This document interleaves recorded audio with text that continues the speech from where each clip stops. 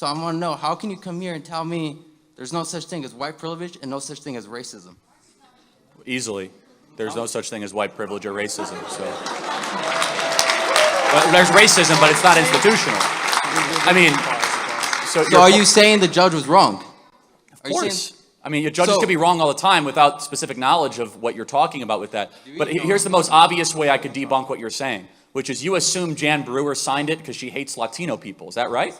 It came out that she has. It's been proven. Hold on a second. Hold on. Whoa. What evidence do you have that Jan Brewer hates Latino people? If you go watch the documentary about Raza Studies.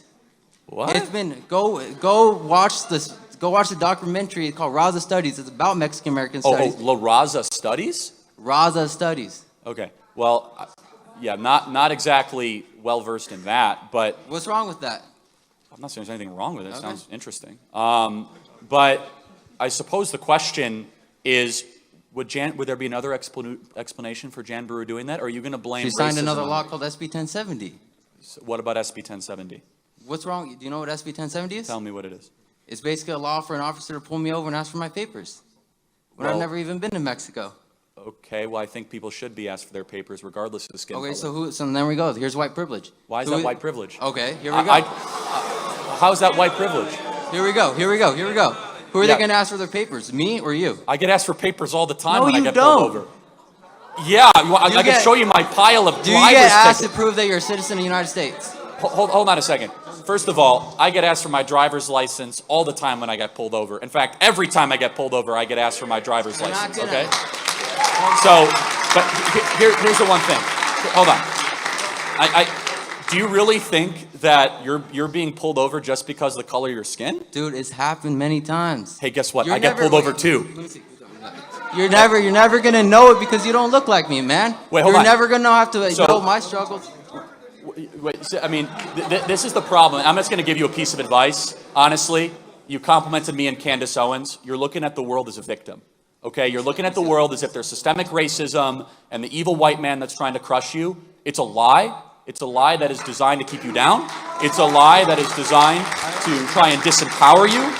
And white people get pulled over all the time to be asked for their papers. And if a non-citizen does not have their papers, they should be deported from this country if they do not have their papers. So please go ahead. All right, before you start saying I'm playing that victim thing, I'm never going to call myself a victim, but I'm not blind to the fact that my journey is going to be different than someone that doesn't look like me. You're right. So you know how it's going to be different? It's going to be easier for you. It's because affirmative action laws benefit people of color above white applicants to certain universities. In Texas, if you try to get Regeneron or monoclonal antibodies, the specific position of the Texas Health and Human Services is we only give Regeneron to Hispanic and black people and not to white people. At State Street Capital Advisors, if you want to be a financial manager, you know they're not allowed to hire white people without board permission, yet they can hire Hispanic people and black people as much as they want. Do you know that United Airlines wants to double the amount of Hispanic and black pilots and try to hire less white pilots? You're right. You and I have it different. And currently, the current regime and status quo is making it easier for you. You have privilege.